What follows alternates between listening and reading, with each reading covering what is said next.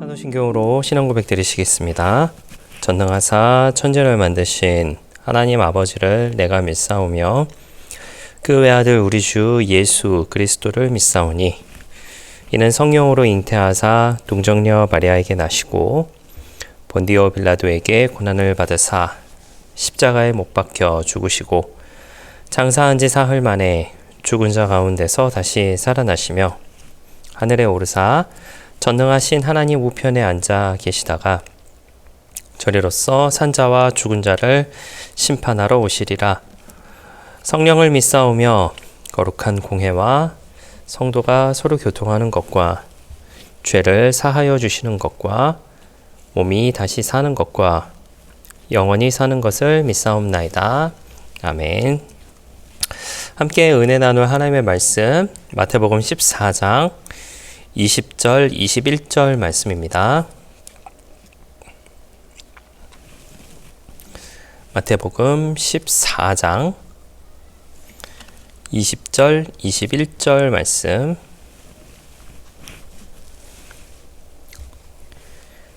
네, 말씀을 읽어드리겠습니다. 마태복음 14장 20절, 21절입니다. 다 배불리 먹고 남은 조각을 12바구니에 차게 두었으며 먹은 사람은 여자와 어린이 외에 5,000명이나 되었더라. 아멘. 네, 할렐루야. 저는 본문의 말씀 가지고 함께 말씀의 은혜를 나누기를 원합니다. 네, 내용은 우리가 너무나도 잘 알고 있는 5,000명을 먹이신 사건, 즉 이제 오병이어의 기적의 사건이죠. 내용 자체는 이제 여러분께서 이제 잘 아시리라 생각을 하게 됩니다. 예수님께서 물고기 2마리, 보리떡 5개로 남자만 5,000명을 먹이신 것 같은 사건이 기록이 되어 있는 것이 바로 본문의 내용 중에 일부입니다. 이 내용은 재미나게도 이제 모두 등장을 합니다. 어디에 모두 등장하느냐? 모든 복음서에 등장을 하고 있습니다. 마태복음에도 마가복음에도 누가복음, 요한복음 모두 등장을 하고 있는 몇 안 되는 내용 중에 하나입니다.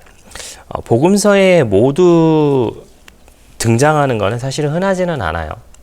그 흔하지 않은 내용 중에 하나가 바로 이 오병이어의 사건, 5,000명을 먹이신 이 사건이 바로 그 내용입니다. 우리가 잠깐 복습하는 차원에서 이제 말씀을 드리자면은요, 각각의 복음서들의 어떤 기록된 그런 모습들을 좀 생각을 해 보시면, 마태복음은 예수님의 제자였던 마태가 기록했다라고 알려져 있습니다. 그리고 마가복음은 현재까지는 이제 제일 먼저 기록된 복음서다라고 보고는 있고요. 그 마가가 베드로가 보고 들은 내용들을 그런 기억들을 모아서 기록했다라고 그렇게 알려져 있습니다. 누가복음은 원래는 사도행전과 함께 두 권으로 기록된 이제 한 권의 책이었다라고 이렇게 보고 있어요. 그래서 누가복음부터 시작해서 사도행전까지가 이제 쭉 이제 한 권의 책이었는데 일종의 1권, 2권 같은 그런 느낌이죠. 그런 내용이었는데 성경을 이제 정경화 작업을 하면서 그걸 이렇게 갈라놓게 된 것이었죠. 그래서 이제 당시에 이제 기록된 다른 예수님에 대한 그런 좋은 기록서들이 있다라고 하는 걸 인정을 하면서, 그리고 사도들의 기억과 구전을 기록한 내용이 바로 누가복음입니다. 그리고 요한복음은 사도 요한이 기록한 것으로 이제 알려져 있고요. 그 모습들을, 각각의 모습들을 통하여서 각각 왕, 거룩한 종, 그리고 인자, 그리고 하나님의 아들, 이런 모습으로서 각각의 예수님을 바라봤다라고 하는 내용들을 여러분에게 좀 말씀을 계속해서 드리고 있습니다. 각기 다른 내용과 각기 다른 기억을 가진 것들을 가지고 이제 기록된 각각의 책들은 각각의 개성이 있고, 또 각각의 내용이 조금씩의 차이점들이 있고, 들어가 있는 내용, 나와 빠져 있는 내용, 뭐 이런 것들이 아주 좀 복잡하게 얽혀 있는 것이 각각 복음서의 내용이에요. 그 중에서도 이 5천 명을 먹이신 사건, 즉 오병이어의 사건은 모두 등장을 하고 있다라고 하는 것은 이 사건이 그만큼 중요하게 바라봤다. 모든 사도들이 중요하게 바라봤다라고 그렇게 생각해도 좋지 않을까라는 생각을 하게 됩니다. 이것이 모두 중요한 것은 물론 이제 성경에 중요하지 않은 내용이 분명히 없습니다만은 이것이 중요하게 됐던 것은 각각이 바라봤던 그 예수님의 모습들과 각각을 일치시키는 필요들이 그 가운데 있었다라고 볼 수 있는 것이죠. 첫 번째 마태복음은 왕으로서 예수님을 바라봤는데 백성의 필요를 채워주는 존재로서 예수님 이 사건을 바라보게 된 것이고, 마가복음 역시 하나님께서 하시고자 하신 일을 해 주신 존재, 즉 하나님께서 불러주신 거룩한 종의 모습으로서 하나님께서 하시고자 하신 일을 해준 존재로서 이 사건을 바라봤습니다. 그리고 인자이신 예수님을 바라봤던 누가복음은 사람의 필요를 외면치 아니하시는 아주 인자하시고 너무나도 좋으신 그 사람의 모습 가운데 공감해 줄 수 있는 사람의 모습으로서 예수님을 바라봐서 이 사건을 기록했다라고 생각이 들어지고요. 그리고 하나님만이 하실 수 있는 일을 하시는 하나님의 모습으로서 요한복음도 이 내용을 바라보지 않았을까, 요한도 이 내용을 바라보지 않았을까라고 생각을 하게 됩니다. 사실 물고기 2마리와 보리떡 5개로 남자만 5천 명을 먹이고 난 후에 12바구니를 남겼다라고 하는 그것 안에서 여러 가지 신학적인 내용이 있고 신학적인 해석이 분명히 있습니다만은 그냥 그 사건만 바라봤을 때에 이와 같은 놀라운 표적을 예수님께서 보여주셨다는 것 그 자체만 우리가 바라봤을 때 너무나도 이 일이 중요한 것으로 이제 많은 사도들이 바라봤다라고 하는 것이죠. 앞서 소개해드렸던 백성의 필요를 채워주는 존재, 하나님께서 하시고자 하는 일을 해주시는 존재, 그리고 사람의 필요를 외면치 않으시는 인자하신 분, 그리고 하나님만 하실 수 있는 일을 하시는 하나님으로서 이 모든 일을 일어날 수 있었던 것은 아마도 그 당시에 각기 다른 필요를 가진 사람들에게 그 모든 필요를 채워주시기 위해서 예수님께서 오셨다라고 하는 것을 강력하게 피력하기 위한 것은 아니었을까라는 생각도 하게 됩니다. 여러분, 그 당시의 상황을 우리가 좀 생각을 해보시게 되죠. 그 당시의 상황, 종교적으로도 사회적으로도 정치적으로도 아주 혼란스러운 시대를 살고 있었던 것이 당시 이스라엘 사람들이었습니다. 어떤 상황이었나요?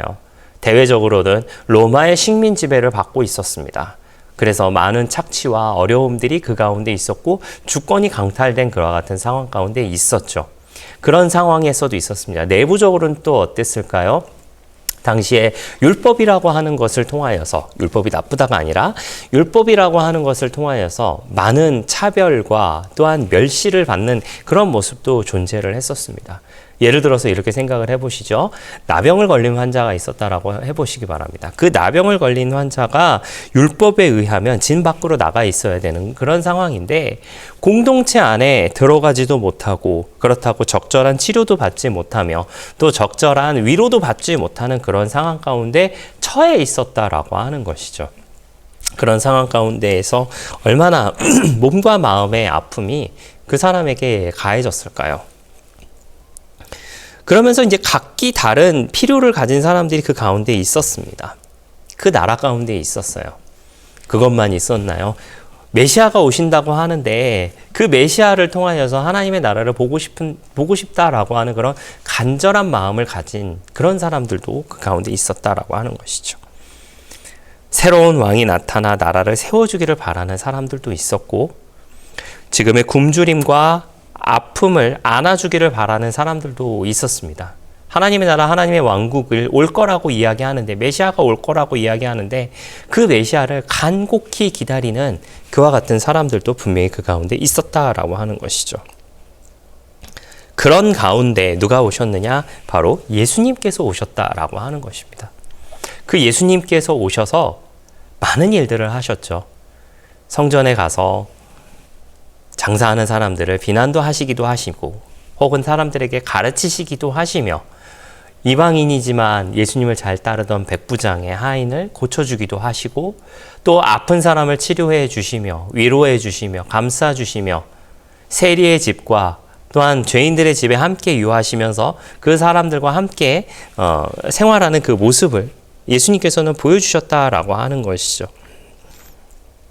그렇다면 마태, 마가, 누가, 요한은 그런 예수님을 각각에 보면서 각각 왕, 거룩한 종, 인자, 그리고 하나님으로서의 그 예수님을 바라보면서 왜 공통적으로 이 오병이어의 그 사건, 5천 명을 먹이신 사건을 바로 공통적으로 보여주었는가? 그것은 모두에게 필요한 존재가 예수님이다라고 하는 것을 보여주신 분이 사건이 바로 이 오병이어 5천 명을 먹이신 사건으로 바라보지 않았을까라는 생각을 하게 됩니다. 백성에게 필요한 것을 채워주시는 그 당시에 모였던 오병이어의 그 사건 가운데 당시에 모였던 그 사람들에게 가장 필요한 것은 배고픔이었습니다. 그 배고픔을 해결하는 것이었어요.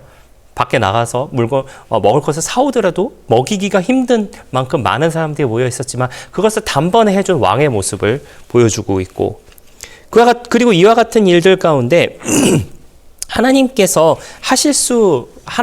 하실 수 있는 일을 하시는 그 거룩한 종의 모습 혹은 하나님 그 자체의 모습을 보여주심으로 인하여서 그 하나님의 모습을 보여주심으로 메시아가 왔다라고 하는 것을 다시 한번 보여주는 그 모습. 또한 배고픔을 외면하지 아니하시고 필요를 외면하지 아니하시는 그 예수님께서 바로 그 사람들에게 먹을 것을 주심으로 인하여서 채워주시는 그 모습들을 통하여서 이 오병이어의 기적이야말로 5천 명을 먹이신 이 사건이야말로 예수님께서 하나님이시다라고 하는 것을 혹은 예수님께서 많은 사람들이 필요로 한 사람이다라고 하는 것을 명확하게 보여주는 사건이라고 마태, 마가, 누가, 요한 모두 본 것이 아닐까라는 생각을 하게 됩니다. 사랑하신 성도 여러분, 저와 여러분에게도 예수님은 그런 존재이십니다. 우리의 필요를 채워주시는 존재, 또 우리가 무엇을 원하는지를 아시는 존재, 그 존재가 바로 예수님이시다라고 하는 것을 기억해 주시기를 부탁을 드리겠습니다. 하지만 중요한 것은 금나와라 뚝딱 도깨비 방망이가 아니다라고 하는 것을 기억해 주시기를 부탁을 드리겠습니다. 예수님은 분명 우리의 필요를 채워주기를 원하세요. 우리의 필요, 내가 원하는 것이 아니라 우리의 필요를 채워주시는, 그리고 내가 바라는 것이 아니라 하나님이 기뻐하시는 것으로 이끌어주시는 거룩한 종의 모습 혹은 하나님의 모습으로 우리 가운데 오신 분이시다라고 하는 것입니다. 나의 아픔, 나의 굶주림, 이 모든 것들에게도 관심이 많으신 것이 바로 예수님이세요. 분명한 것은 나의 필요를 채워주시는 분은 바로 예수님이십니다. 하지만 나의 욕심까지 채워주시는 분은 아니시다라는 것을 반드시 기억해 주시기를 부탁을 드리겠고요. 그 욕심을 채우는 것이 아니라 나의 필요를 채워주시는 그 예수님을 우리가 온전히 섬기며 살아가시는 저와 여러분들 모습 되시기를 예수님의 이름으로 부탁을 드리겠습니다.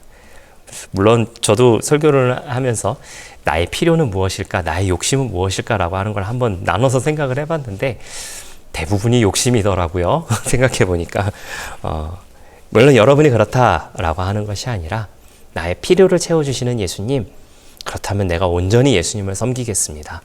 예수님을 하나님으로 섬기겠습니다.